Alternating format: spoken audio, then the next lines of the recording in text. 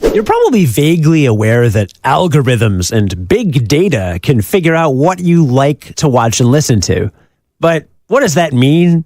Today we want to demystify exactly how that works.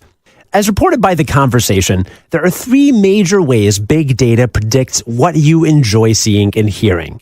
And the reason why sometimes algorithms can predict your behavior better than you can is because of a thing economists call hyperbolic discounting.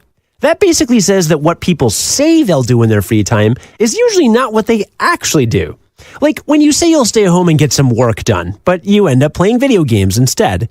Guilty as charged. Cody. I know, shocking.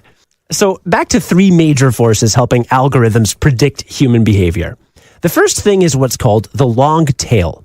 If you work in marketing, then you've probably heard of this. It basically says that there's a small number of products that are super popular, but lots of other products that sell in small quantities.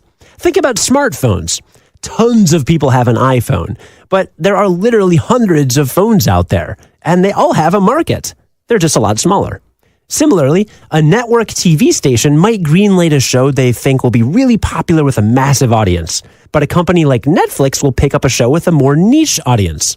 House of Cards was actually rejected by TV networks, but Netflix data at the time when they picked up the show showed that they had a fan base for people who liked director David Fincher and actor Kevin Spacey, so they picked it up.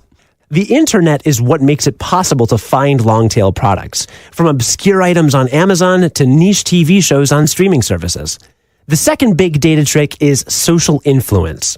Companies can mine data from sites like Facebook and Twitter to track what people say about a movie, show, song, whatever, in real time.